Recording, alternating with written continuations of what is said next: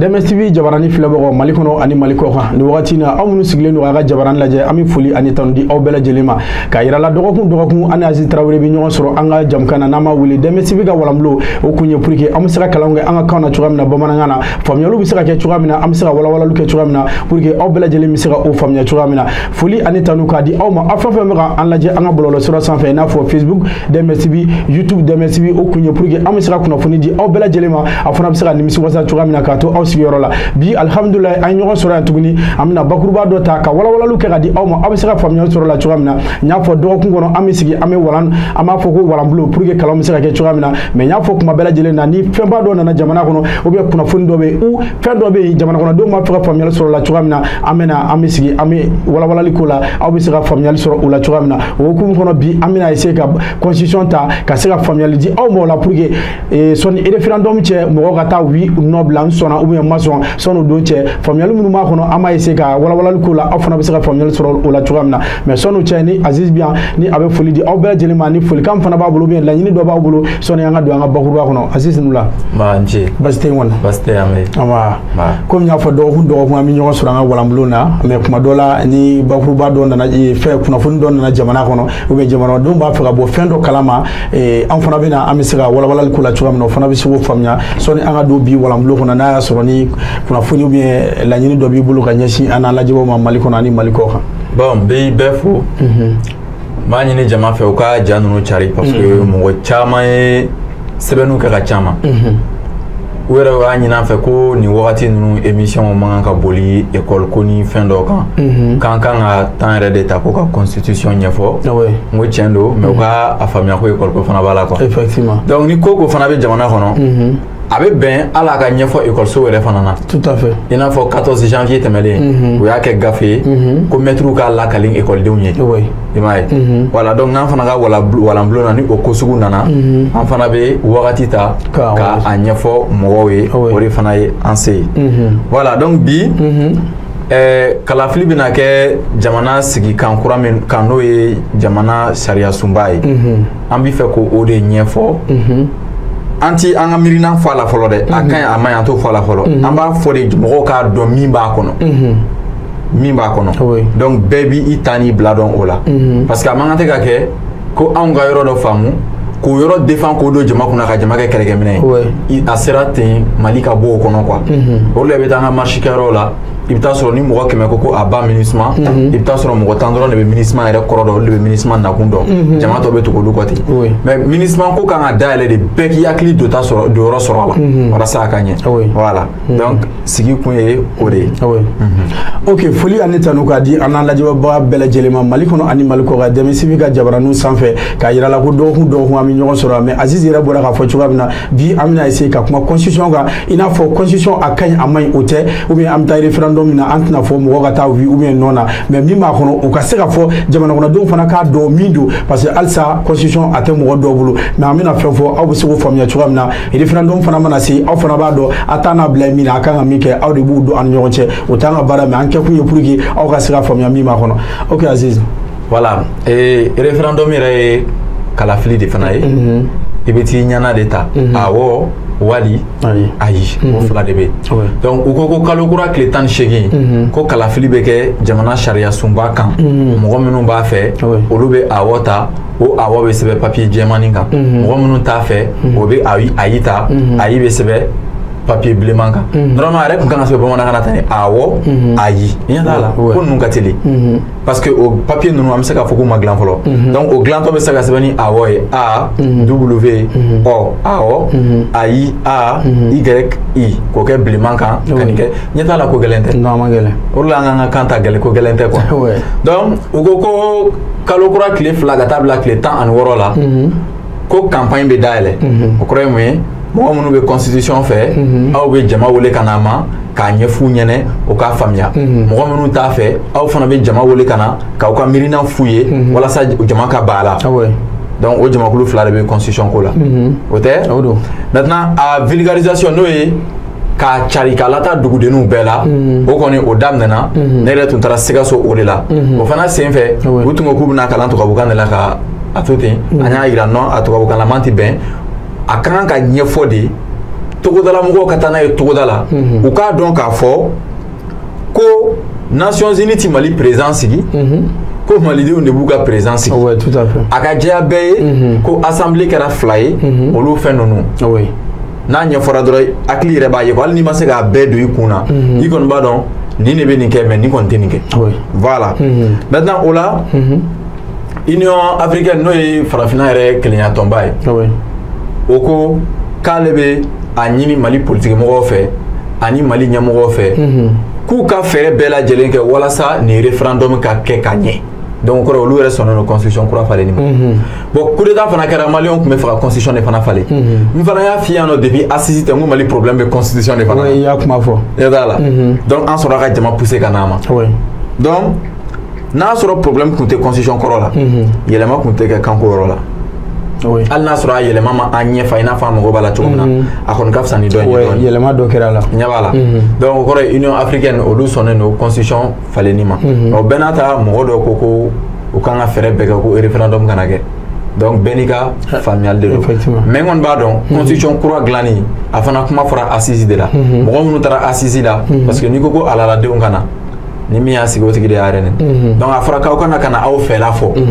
hali ni aw tɛ transition de fɛ aw fana tun bɛ taa de ka taa fɔ bon an tɛ transition de fɛ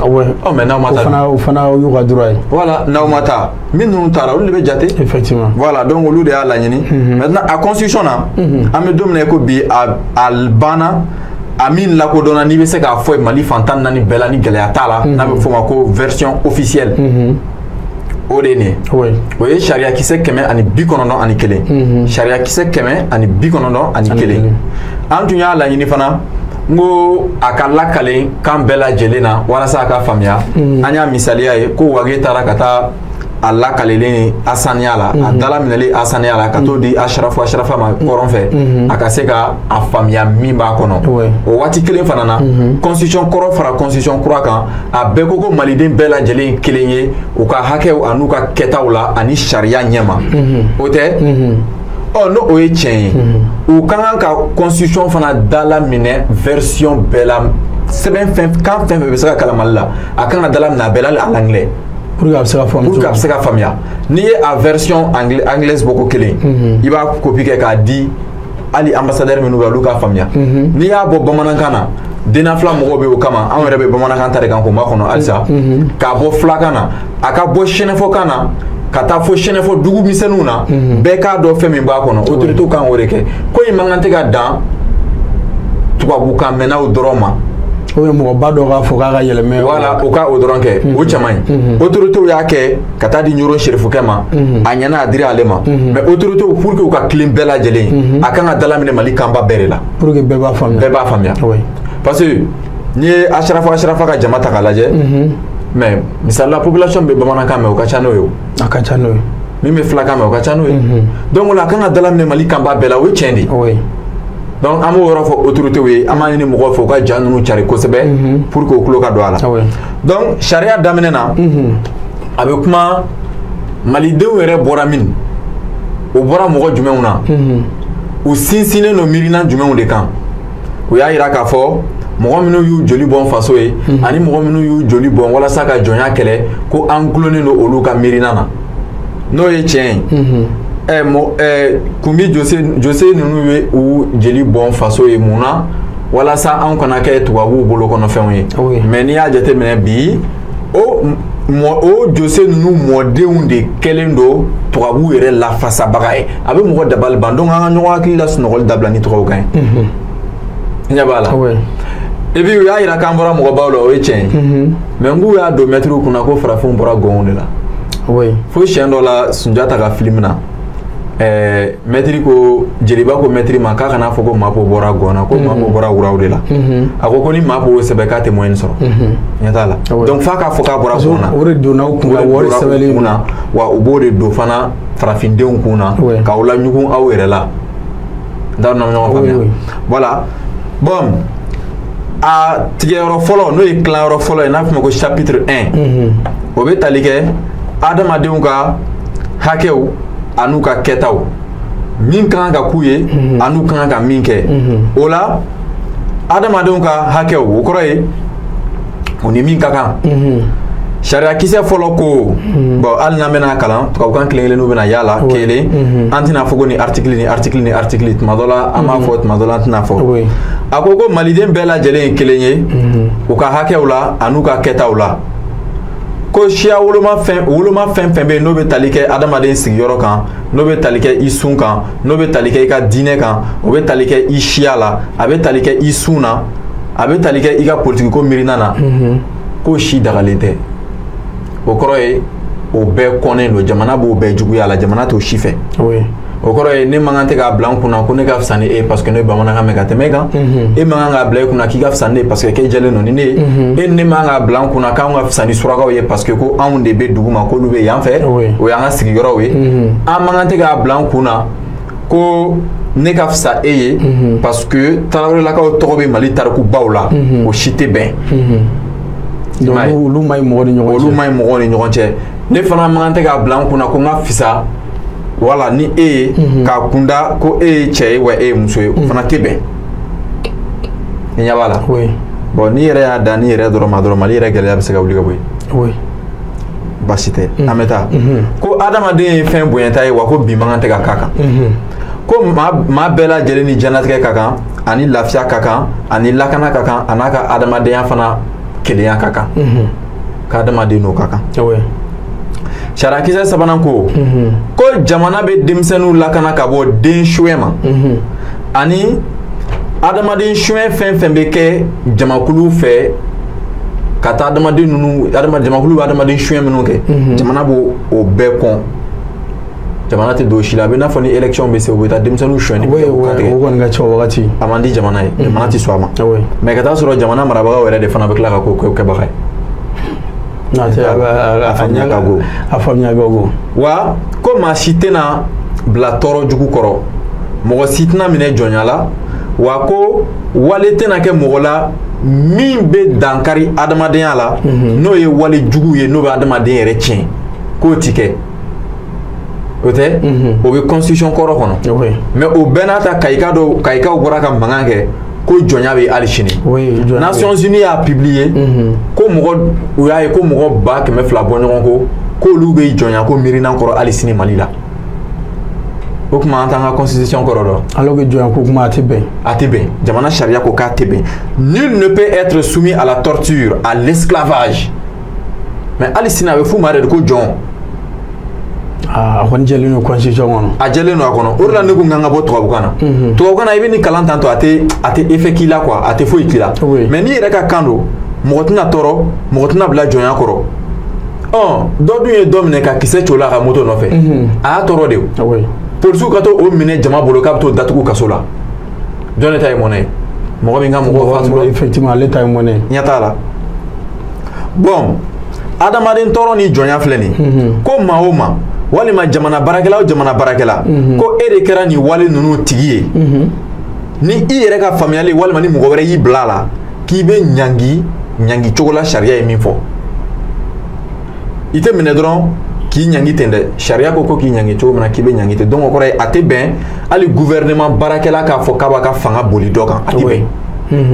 wa ko maa si tɛna diyagoya ka i labɔ i faso la o fana tɛ bɛn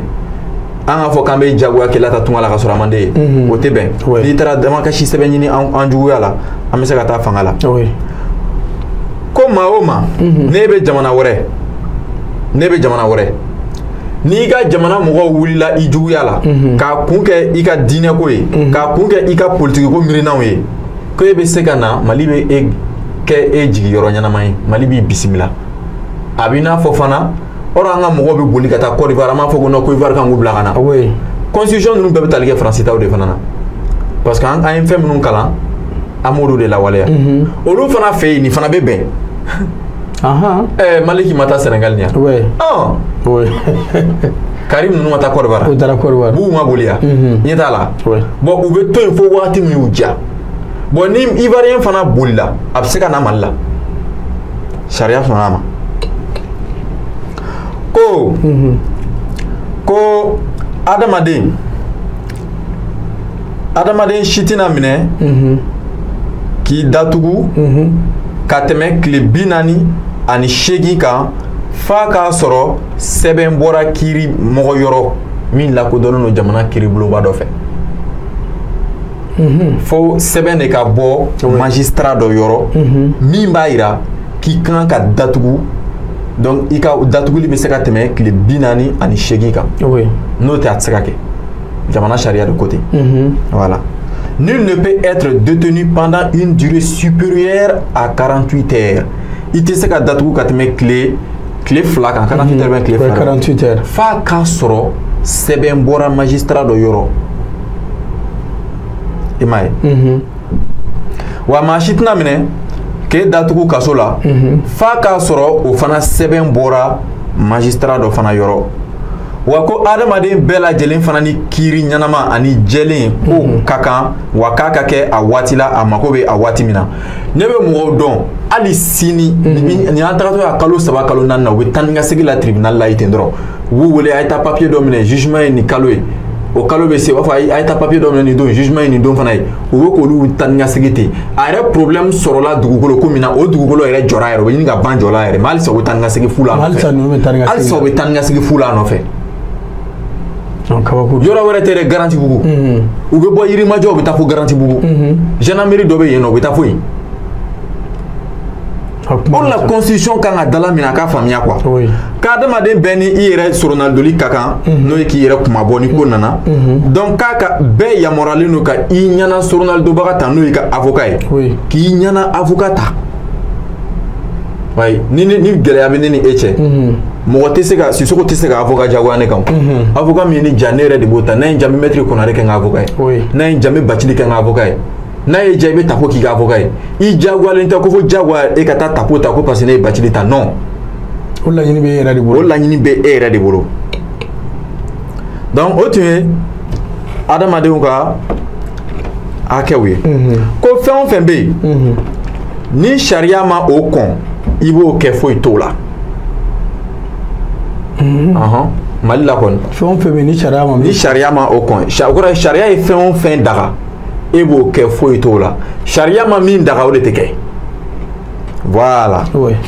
ko furu ani du k'o ye anw ka adamadenya sinsinlan ye wa u lakanalen don o layidu talen don jamana yɛrɛ de fɛ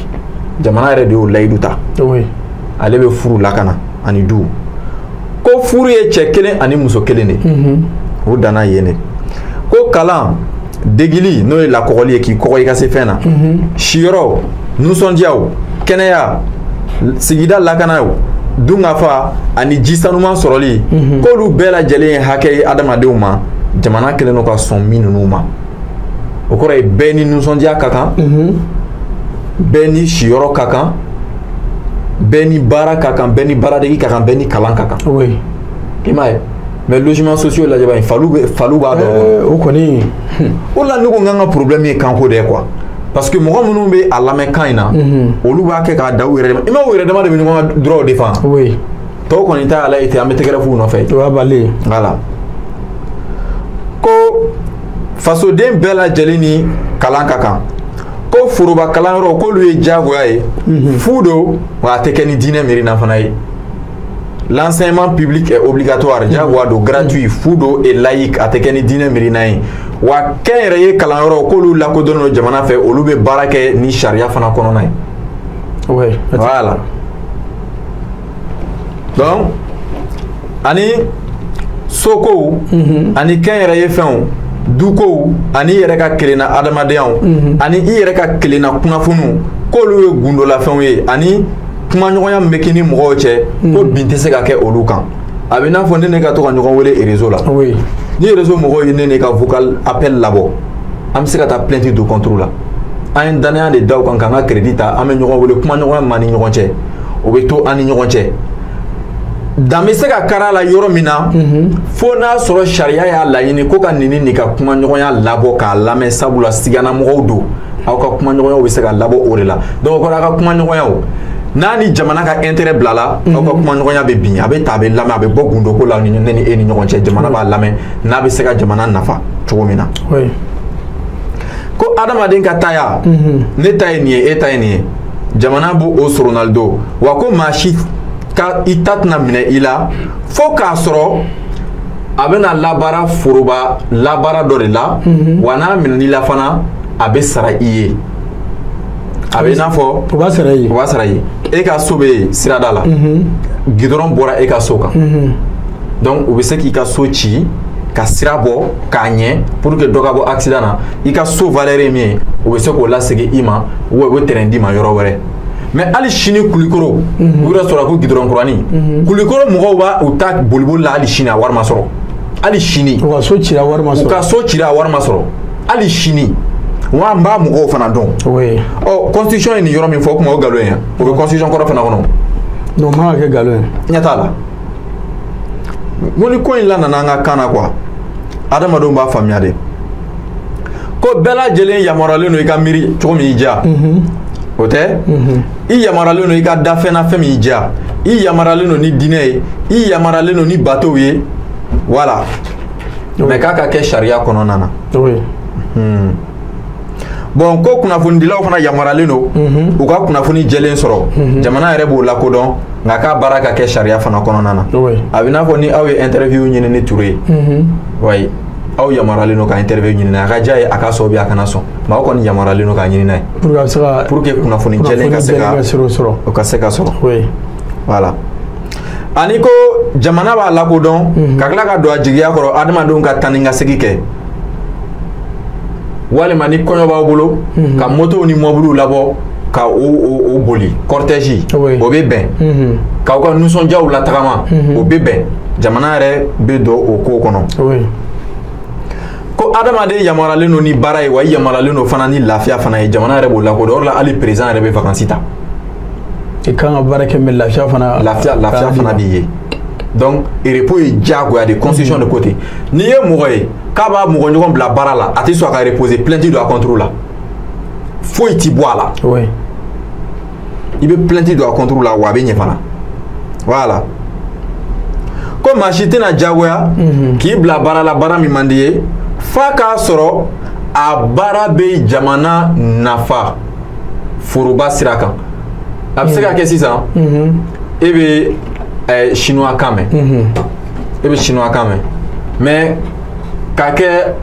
ciden ye Mali ni Chine cɛ i bɛ taa sɔrɔ o man di e ye mais ni Mali mako b'a la ko fo e yɛrɛ de ka kan k'a kɛ an b'a ɲini i fɛ an b'i diyagoya yɛrɛ i k'a kɛ walasa a nafa ka don jamana kɔnɔ olu baara sugu ninnu olu bɛ bɛn o yɔrɔ kɔnɔ o diyagoya pour que nafa bɛ se ka don jamana kɔnɔ voilà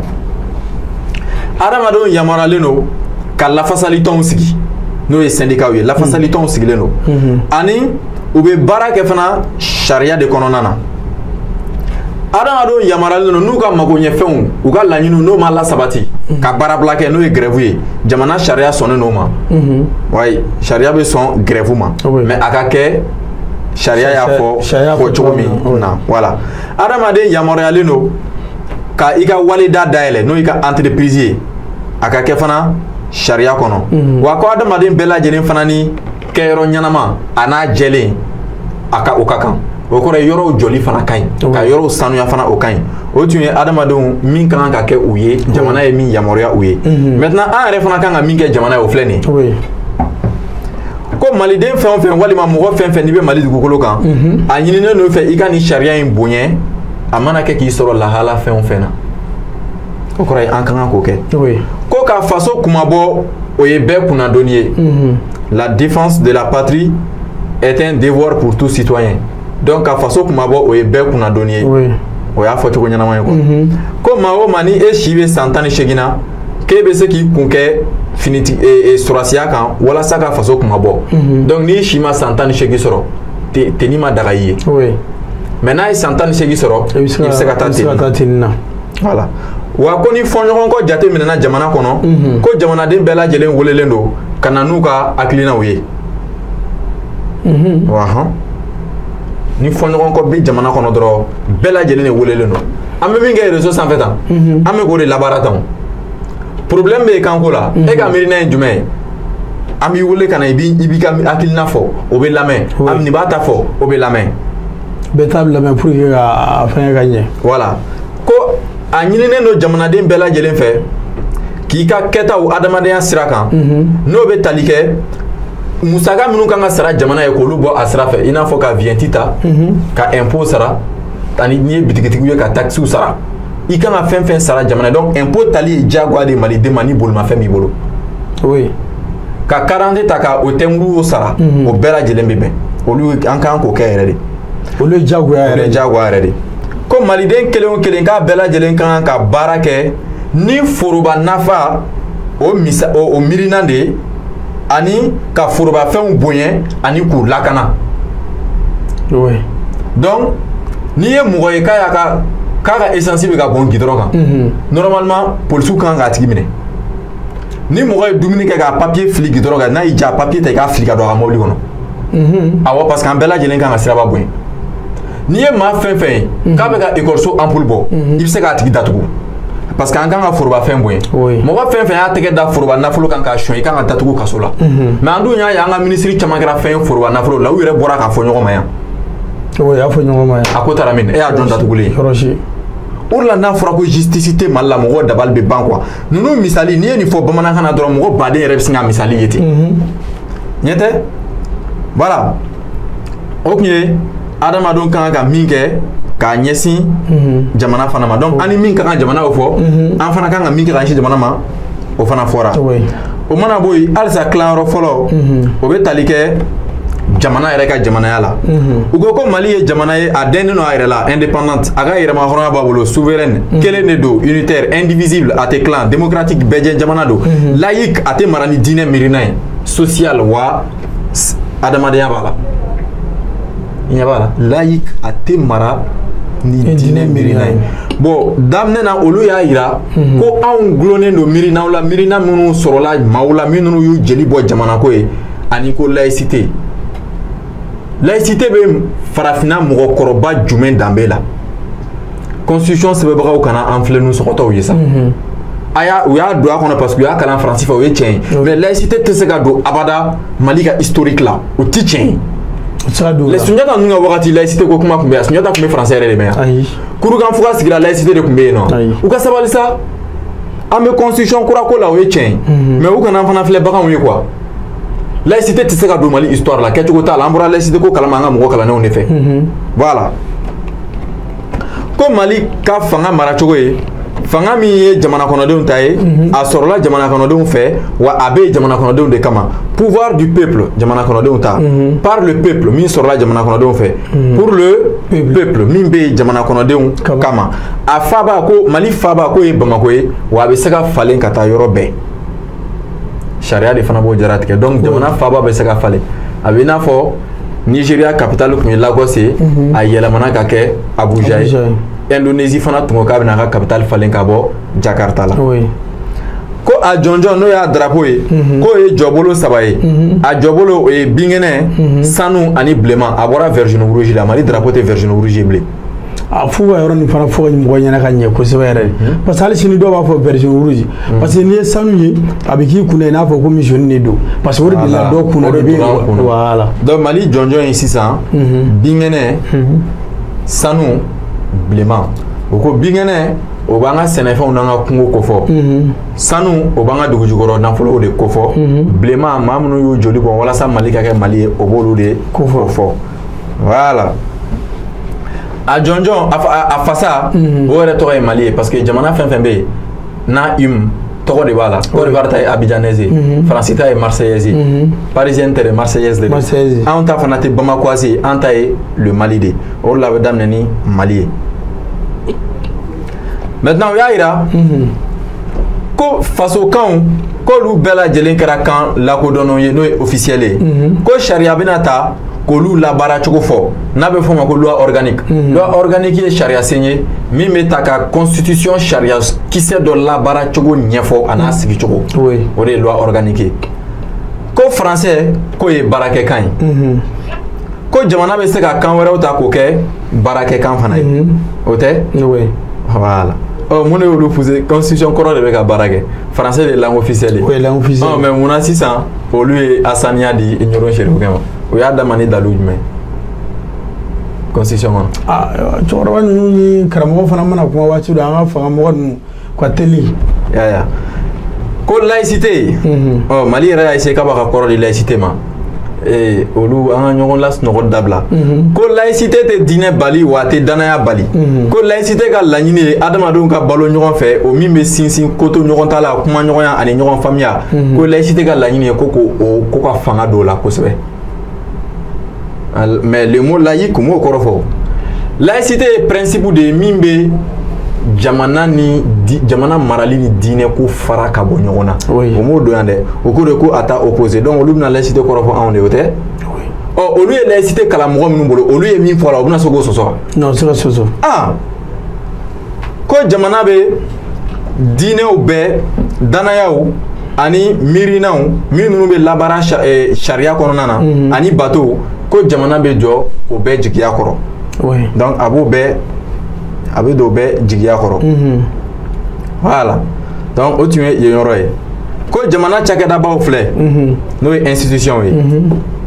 jamana marabaga n'o ye président ye o mana bɔ yen gouvernement o mana bɔ yen kumabulon a bɔra assemblée la a kɛra kumabulon de sisan o mana bɔ yen kiirisoba n'o ye cour suprême ye o mana bɔ yen sariyasun bulon n'o ye cour constitutionnelle ye o mana bɔ yen musaka bulon n'o ye cour des comptes ye o mana bɔ yen fasodenw ka bulon n'o ye conseil économique social environnemental et culturel voilà o kɔfɛ an bɛ tɛmɛ a bakuruba sabanan ko o bɛ tali kɛ président kan jamanatigi yɛrɛ ko jamanatigi k'ale de ye jamana ɲɛmɔgɔ ye ale de ye jamana sariyasun kɔlɔsibaga ye wa ale de bɛ jamana ka kelenya yira ale de bɛ jamana ka dɛnyɛrɛla ale de bɛ don o jigiya kɔrɔ ani jamana ka kelenya jamanaya sira kan ani bɛnkan minnu bɛ an ka jamana ni diɲɛ wɛrɛ cɛ o bɛnkanw fana bonya wa ka ale de b'i janto kosɛbɛ foroba fangaw la baara cogo la ani jamana ka badabada n'o ye état ka continuité président de b'i janto o bɛɛ lajɛlen na ko jamana mara fɛɛrɛ président de b'o jaratigɛ ko président sugandilen don san 5 de kɔnɔ wa a kalata ye tilennen de ye wa ko o tɛ falen ka tɛmɛ siɲɛ 1 kan an bɛ nin yɔrɔ ɲɛfɔ voilà n yɛrɛ tun de fɔ n ko siɲɛ 1 voilà o kɔrɔ ye n'i kɛra jamana ɲɛmɔgɔ ye san 5 de b'i bolo san 5 in a bɛ se ka falen siɲɛ 1 dɔrɔn de o kɔrɔ ye a bɛ se ka falen ka 1 wɛrɛ fara kan o tɛ san 10 ye a banna a tɛ se ka tɛmɛ o kan ni san 10 banna o y'a bannen de hali ni maliyɛnw bɛ sa i nɔfɛ de i tɛ kɛ président ye o tɛ wa ko a kalafili bɛ kɛ tilennen parce que kalafili ye sugu 2 ye tilennen ani tilenbali tilennen o ye jumɛn ye ni e de ye cɛbɔ ye jamana ɲɛmɔgɔya la ne bɛ wuli dɔrɔn ka taa n tɛgɛ da e kɔrɔ tak ne ye sugandi o ye tilennen bon tilenbali o ye sénateur bɛ sugandi cogo min na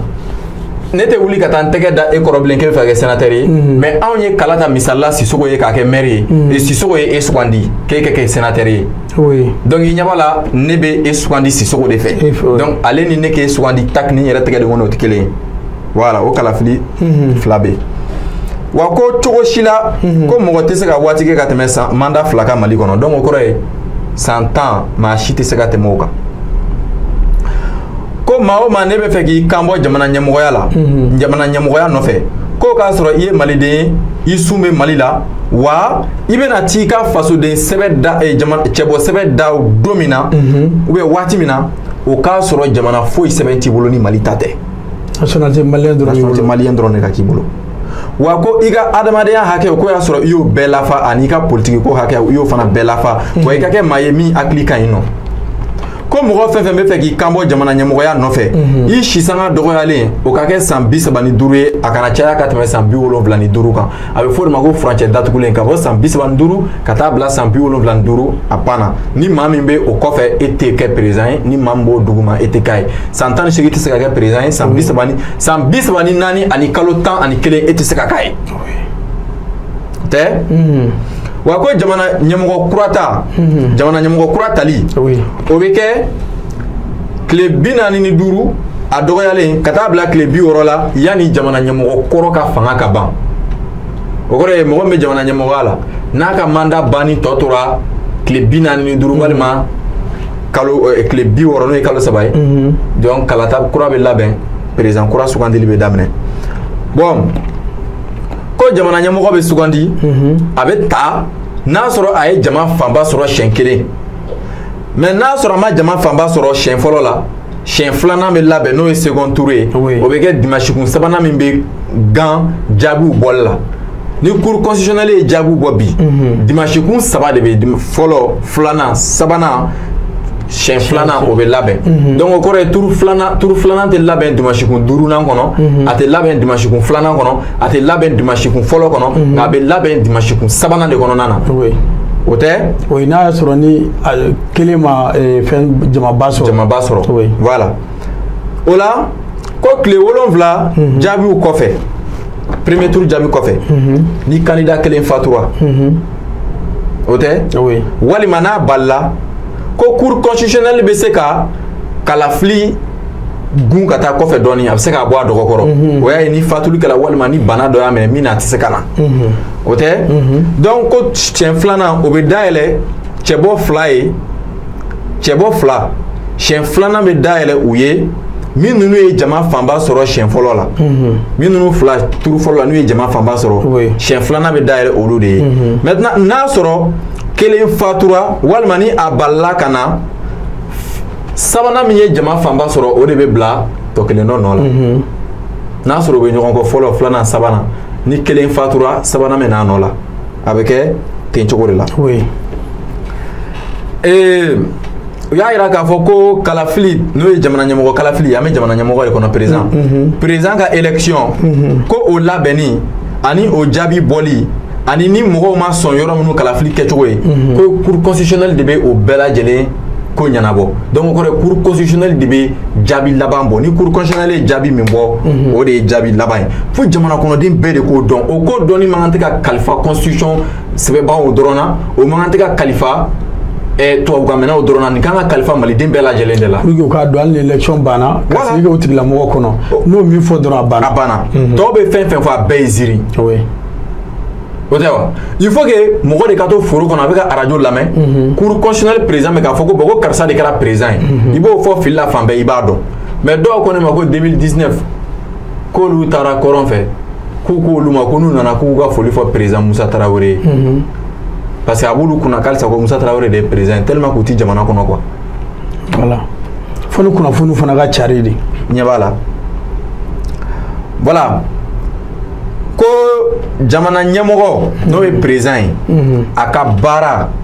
ani politiki baara foyi wɛrɛ tɛ bɛn n'i kɛra ɲɛmɔgɔ ye ka ban dɔrɔn politiki ko fan o fan ye t'o la n'i kɛra ɲɛmɔgɔ ye ka ban politiki baara fɛn o fɛn bɛ yen i sen bɔra a bɛɛ la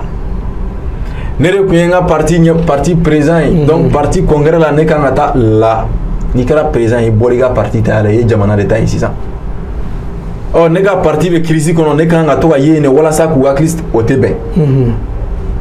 n'i kɛra président ye maa si tɛ se k'e sugandi k'i kɛ yɔrɔ wɛrɛ ɲɛmɔgɔ ye o y'o bannen o tɛ bɛn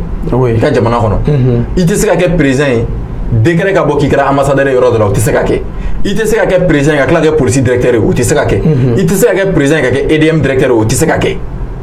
i tɛ kɛ président ye ka tila ka kɛ ministre ye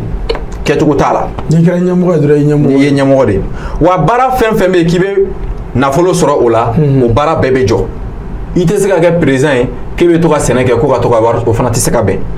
i tɛ se ka kɛ président ye k'e bɛ équipe dɔ san ko o ka to ka taa jouer e ka to ka dɔ sɔrɔ wari la o tɛ bɛn olu si tɛ bɛn olu si tɛ bɛn ko k'i to jamana ɲɛmɔgɔya la i tɛ se i yɛrɛ ye walima ka tɛmɛ maa wɛrɛ fɛ ka jamana ka fɛn dɔ ta k'o labaara ko k'o tɔnɔbɔ n'o ye ka fɛn dɔ ta an ba ye misali la n bɛ na n bɛ ministère de l'éducation lajɛ n bɛ n ka kun wari don o la an b'o ci k'o kɛ étage ye ka magasinw bila dugu ma ministère bɛ kɛ sanfɛ walasa ne ka dɔ sɔrɔ o tɛ bɛn ayi i tɛ se ka kɛ président ye k'o kɛ bon k'i to président fana na i tɛ se abada e yɛrɛ walima ka tɛmɛ mɔgɔ wɛrɛ fɛ ka i sen don jamana foroba baaraw la n'o ye marché public ye ni jamana ko n bɛna gidɔrɔn da président tɛ se k'a sen don a la a tɛ se k'a ka wari di maa wɛrɛ ma o k'i sen don a la o fana tɛ bɛn o t'ale ka ko ye o t'ale ka ko ye voilà ko ni jamana ɲɛmɔgɔ n'a balla waati kɔnɔ k'a ka baaraw kɛ a ka baara bɛ kalifa premier ministre de la. Premier ministre o ye misali la ni jamana ɲɛmɔgɔ ye sɛgɛlafiɲɛbɔ ta n'o ye vacances ye walima n'a bananen don dɔɔni walima n'a bɛ dugutaga la premier ministre de bɛ bila a nɔ la o tɛ nka a jateminɛna k'a ye ko ni jamana ɲɛmɔgɔ balila a tɛ ka se ka jamana ɲɛmɔgɔya baara kɛ o tɛ a balila yɛrɛ a tɛ ka se ka kɛ kuda ye a dɛsɛra pewu cour constitutionnelle bɛ kuma ni assemblée ɲɛmɔgɔ sénat ɲɛmɔgɔ ani premier ministre ye président ka baara bɛ kalifa assemblée ɲɛmɔgɔ la parce que an ko ko kumabulon in n'o ye parlement ye an ko ko assemblée kelen tɛ tuguni assemblée ni sénat de don donc an ka assemblée kɔnɔ désormais wasabulon bɛ yen sénat fana bɛ yen n'o ye yɔrɔtigiw ka bulon ye o tɛ yɔrɔtigiw parce que munna olu mɔgɔ minnu bɛ k'o kɔnɔ o mɔgɔ fanba bɛ jamakulu ani jɛkuluw de kofɔ voilà olu la m'a fɔ ko yɔrɔtigiw parce que mɔgɔ minnu sugandira k'olu de bɛ nin yɔrɔ in kofɔ olu fana ye maa minnu sugandi olu de caman bɛ don sénat kɔnɔna na donc sénat ani assemblée assemblée ɲɛmɔgɔ de bɛ ni président dɛsɛra walima n'a fatura assemblée ɲɛmɔgɔ de bɛ na ni assemblée ɲɛmɔgɔ fana banana walima n'ale balila ou bien n'a fatura sénat ɲɛmɔgɔ bɛ na donc o kɔrɔ ye Mali sariya la assemblée ka bon ni sénat ye oui voilà maintenant ni sénat ɲɛmɔgɔ nana walima ni assemblée ɲɛmɔgɔ nana ko u ka kan ka kalafili kura labɛn ka jamana ɲɛmɔgɔ kura sugandi ko o bɛ kɛ tile 90 ka taa bila tile 120 u ka kan ka jamana ɲɛmɔgɔ kura sugandi o kɔnɔ tile 90 tile 120 kɔnɔna na jamana ɲɛmɔgɔ kura o ka kan ka sugandi o de kɔnɔ wa ni o jamana ɲɛmɔgɔ kura sugandi bɛ kɛ maa min ye président ye o wagati i ka assemblée président n'i nana président ou bien sénat i nana président la e tɛ kɛ cɛbɔya la donc i bɛna o b'o kɛ o y'a bali i bɛ taa awɔ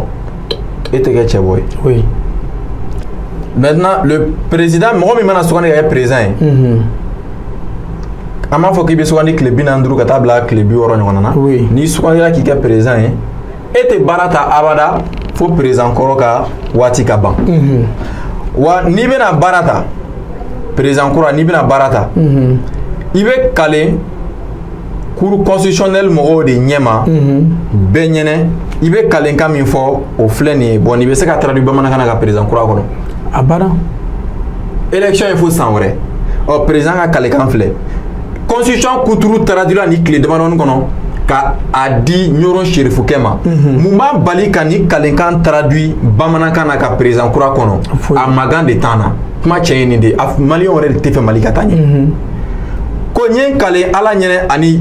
malidenw ɲɛnɛ n bɛ nin sariya in b'a bonya ani n b'a kɛ a ka bonya jamana ka jamanaya an bɛ n janto o la kosɛbɛ k'an ka baara k'a kɛ k'a ɲɛ jamana ka nafasɔrɔ siraw lafasali la adamadenw ka lafiyaw an'u ka hakɛw k'olu lafasa démocratie ani fasofɛnw k'olu fana k'an janto olu la kosɛbɛ ka jamana ka kelenya k'o lafasa jamana ka denyɛrɛla k'o lafasa jamana ka kelenya k'o bakurubaya la dugukolo ko kan k'o lafasa ani n bɛ n yɛrɛ kɛ hɔrɔn ye yɔrɔ bɛɛ ani danayamɔgɔ ye ka nin jamana in ka baara kɛ a ye walasa farafinna ka kelenya ka se ka sinsin ninnu ye discours dumanw de u y'a fɔ tubabukan na maintenant ko ni ye nin sariya sɔsɔ ko jamana kɔnɔdenw k'u ka danaya bosi na wa u k'an bila sariya bolo kan oui i y'o de fɔ a kɔnɔ président yɛrɛ min sigi nin bɛ ka kalan hali minnu ma deli ka ci wala bɛɛ b'i ta y'a kɔnɔ bɛɛ b'i yɛrɛ y'a kɔnɔ mais ni président in a bɛ dɔn cogo di ko président ka kalekan sɔsɔ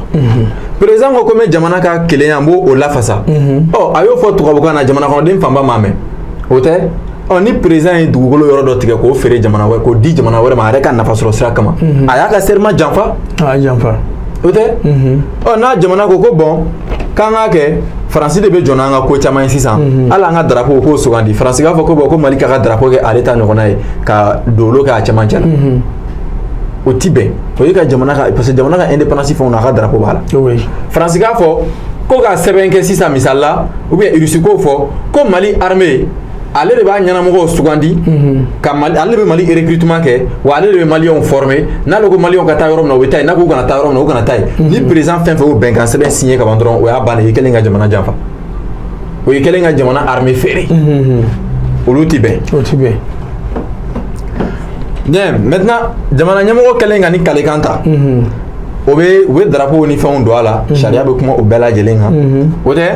o y'a kɛtɔla ye ka baara ta n'a ye baara ta tile 7 de b'a bolo fɛn fɛn b'a bolo n'o y'a ka tiɲɛ a b'a bɛɛ kɛ sɛbɛn ye ka taa da musakabulon ɲɛkɔrɔ n'o ye Cour des comptes fɛn fɛn b'a bolo ni wɛrɛ hakɛya de bɛ n bolo ni mobili 2 de bɛ n bolo ni du in de bɛ n bolo quartier Mali la ni bɛ n bolo Yirimajɔ voilà i b'a bɛɛ de kɛ sɛbɛn ye ka taa da Cour des comptes n'o ye musakabulon ye ka taa da olu ɲɛkɔrɔ olu fana san o san olu b'o la kurakuraya k'a lajɛ n'a sɔrɔ yurugu ma kɛ ka fara a kan fo ka taa se i ka baara banni ma wa ko n'o musaka ninnu kɛra gafe ka n'o bila ko Cour des comptes bɛ diɲɛ mɔgɔ labɔ a kalama maliyɛnw a bɛ maliyɛnw labɔ a kalama voilà ko jamana ɲɛmɔgɔ ale de b'a ka premier ministre sugandi wa ale de bɛ se k'a gɛn ka bɔ baara la ko ministres ka arabani minnu bɛ kɛ n'u y'u ka ɲɔgɔn ye arabani mercuriel arabani o min bɛ kɛ conseil des ministres ko président ale bɛ kɛ o kɛnɛ kan ani premier ministre voilà ko sariya fɛn fɛn mana ta ko président de bɛ n'a ale de b'a tɛgɛ nɔ bila la walasa a ka baara daminɛ voilà n'an tɛmɛna an bɛna se président gɛn cogo ma k'a fɔ président gɛn cogo bon o y'a yira ko jamana ɲɛmɔgɔ ko ale de bɛ magistraw bɛɛ sanfɛ ale de bɛ se ka yafa fana kɛ mɔgɔ minɛlenw ma i m'a ye ivoiriyɛnw ka sɔrɔdasiw minɛlen u ka kiiri kɛra san minnu kun dir'u ma président ye yafa kɛ u ma k'u labila n'o ye grâce ye président bɛ se k'o kɛ ani président de bɛ amnistie sariyaw yira amnistie ye an bɛ se k'a fɔ bon nin ye ne siɲɛ fɔlɔ ye ka m'an ka constitution na o ye jumɛn ye o bɛ tali kɛ ni ɲangili bɛ mɔgɔ min juguya la assemblée bɛ vote kɛ ka ɲangili wuli ka bɔ yen o de ye amnistie ye donc ko président ale de bɛ ciden kɛrɛnkɛrɛnnenw ani ambassadeurs ale de b'olu bila ka taa jamana wɛrɛw la ni a yɛrɛ ka gafebɔlenw ye n'o y'a ka décrets ye mɔgɔ minnu bɛ yen n'olu bɛ kɛ jamana sodansow ye n'o ye chevalier de l'ordre national ye ko président de fana bɛ i jɔ ni olu fana bɛɛ lajɛlen ka o kow ye voilà ko président bɛ se ka fɛngɛ ci assemblée walima sénat a bɛ se k'a ci n'a bɛ fɛ ka so in kelen-kelenna fɛn fɛn ci ani so in fila bɛɛ lajɛlen mɔgɔw bɛ ɲɔgɔn ye voilà bon u ye délai bɛ yen n'a cira kalafili kura kan ka labɛn ni kalafili kura ma labɛn o délai kɔnɔ mɔgɔ ninnu bɛ segin ka n'u ka baara la tuguni u bɛ segin ka n'u ka baara la voilà an bɛ taa ɲɛfɛ ko sariya bɛ ta président ni fɛn minnu ka kan k'olu d'a ma n'a sɔrɔ ani mobili ka kan ou bien ani nin ka kan ani nin ka kan wala olu bɛ d'a ma maintenant ko président bɛ se ka gɛn ka sɔrɔ a ka mandat ma ban an taalen Sikaso komi ne de tun bɛ k'a ɲɛfɔ tan an y'a ɲɛfɔ a faamuyara dɔw bɛ ɲininkali kɛ k'olu bɛ ɲininkali tun ka ne la ou bien ministre la ko ni président ka mandat ma ban k'a bɛ gɛn cogo di ni président ka mandat ma ban k'a bɛ gɛn ka kun kɛ n'a ye faso janfa n'o ye haute trahison ye faso janfaw la o ye jumɛn ye a ye kalenkan min ta n'a y'olu bɔ n'a y'olu janfa n'a y'u janfa misali la président ka kan ka fɛɛrɛ bɛɛ lajɛlen sigi sen kan ka kɛlɛkɛminɛ ɲini k'a di kɛlɛkɛdenw ma walasa u ka faso kuma bɔ ni président y'i ban ka kɛlɛkɛminɛ ɲini k'a di u ma ni dankari la sɔrɔdasiw la ka dankari jamana kɔnɔdenw na ka dankari jamana yɛrɛ la kuda ye o y'a kɛlen ka faso janfa donc ko ni o jate minɛna so fɛ assemblée walima sénat olu bɛ a laɲini ka président gɛn u bɛ président jalaki ko a ka bɔ fanga la o jalaki sɛbɛn ni so min bɛ fɛ ka président gɛn assemblée walima sénat so kelen o kelen n'o de y'a jate minɛ n'o bɛ fɛ ka président gɛn o ka ɲangili sɛbɛn aka nyangili sɛbɛn a ye président jalakini sɛbɛn min ye président ka jalaki sɛbɛn walasa a ka bɔ fanga la fo k'a sɔrɔ o so mɔgɔ saba o mɔgɔ saba mɔgɔ fila y'a sɛbɛntiya ko anw b'a la olu y'a tɛgɛ nɔ bila k'an b'a la président ka taa o jalakili sɛbɛn min bɛ taa nin ye ci dɔ de bɛ bila sen kan o mɔgɔw de b'o jate minɛ ni kuma min fɔra jalakili min président jalakili min kɛra faso janfa la n'a bɛ wulikajɔ kun bɔ k'a gɛn walima n'a t'a kun bɔ n'u y'a ye a t'a kun bɔ wulikajɔ bɛ dan sira la président gɛnni ko bɛ jɔ nka n'a jate minɛna k'a b'a kun bɔ ko président kan ka gɛn ka bɔ fanga la olu bɛ o sɛbɛn in ta ka taa n'o ye so tɔ kelen dɔ fana kɔnɔ misalila ni assemblée de y'a ɲini k'a bɛ fɛ ka président gɛn assemblée bɛna président gɛn kun min na assemblée b'o sɛbɛn mɔgɔ saba o mɔgɔ saba mɔgɔ fila k'o sɛbɛntiya o bɛ t'o di jɛkulu dɔ ma o jɛkulu b'a jateminɛ k'a lajɛ nin bɛ président gɛn kun bɔ donc n'a bɛ président gɛn kun bɔ an bɛ taa n'a ye Sénat la voilà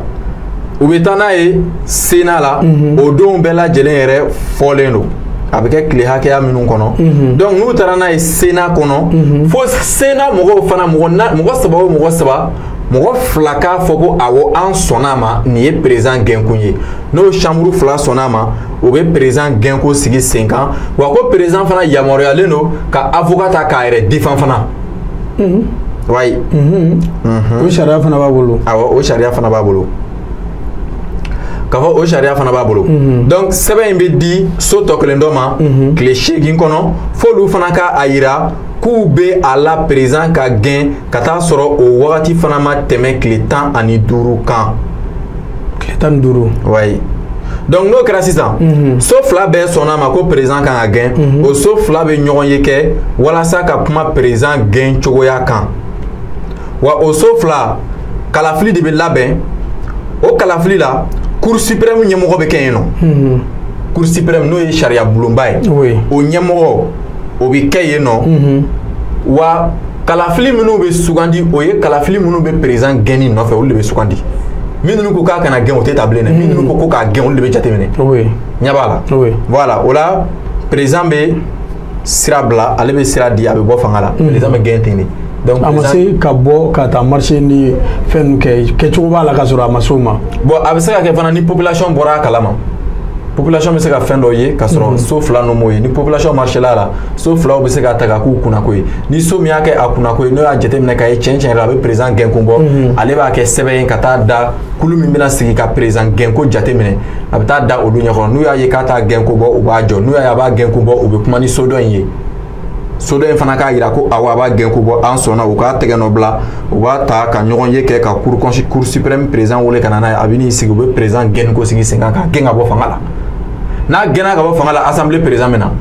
assemblée président mana na tile 90 ka taa bila tile 120 na a bɛ kalafili labɛn o kɔnɔ assemblée président yɛrɛ tɛ kɛ cɛbɔ ye o kalafili la yan'o ka labɛn ni assemblée président fatula Sénat ɲɛmɔgɔ de fana bɛ na ale fana bɛ kalafili labɛn a fana tɛ kɛ cɛbɔ ye ten de don. voilà donc o de tun fɔlen don jamana ɲɛmɔgɔ ka ko la. voilà halisa DMS Jabaranin filɛbagaw n y'a fɔ n ko kuma bɛɛ lajɛlen na an bɛ ɲɔgɔn sɔrɔ yan mais bi an bɛ ka kuma constitution kan i n'a fɔ Azizi yɛrɛ filɛ ka min fɔ Azizi bi taa sɔnni an ka ɲɔgɔn sɔrɔ siɲɛ wɛrɛ tuguni ka n'i tɔ continuer est-ce que ladilikan dɔɔni b'i bolo nin laban yɔrɔnin na. voilà komi n'i y'a janya kosɛbɛ mɔgɔw bɛ timinangoya a lamɛnni la hali n'a sɔrɔ a nafa ka bon donc an bɛ bi ta bila président ka yɔrɔ la siɲɛ wɛrɛ an bɛna daminɛ min fɔra gouvernement ta la parce que il faut que a ka faamuya de o la n'an fana bɛna an ka fɛla min fɔ constitution ko la mɔgɔw k'a lamɛn min fana don il faut que bɛɛ de k'i yɛrɛ y'a kɔnɔ quoi. tout à fait. donc an b'a ɲini halisa autorités fɛ u ka constitution ka dala minɛ fasokanw bɛɛ lajɛlen na i n'a fɔ Asimi yɛrɛ y'a fɔ cogo min na a ka kɛ ten tɔ a campagne bɛna daminɛ ten mɛ. voilà donc an bɛ bɛɛ lajɛlen fo an b'a ɲini mɔgɔw fɛ u ka ja partager kosɛbɛ minnu b'a kɛ vocaux ye u k'a kɛ kumakanw ye k'a bila ka taa burusi kɔnɔ dugu bɛɛ lajɛlen na an bɛ bɛɛ lajɛlen fo. ok foli ani tanu k'a di aw bɛɛ lajɛlen ma n y'a fɔ cogoya min na n ko bi nin kun ye bakuruba fɔlɔ ye mais halisa aw y'aw sɔgɔlen to DMS TV la bakuruba filanan an bɛn'o fana di aw ma don n'a nataw la halisa o tɛ ɲɛ aw yɛrɛ fana ka cɛsiri kɔ a bɛ ka minnu ɲini k'a di aw ma pour que an fana bɛ se ka baaraw kɛ ka di aw ma k'a to a sigiyɔrɔ la cogoya min na ne b'a fɔ Ala k'an bɛn diɲɛ waati wɛrɛ.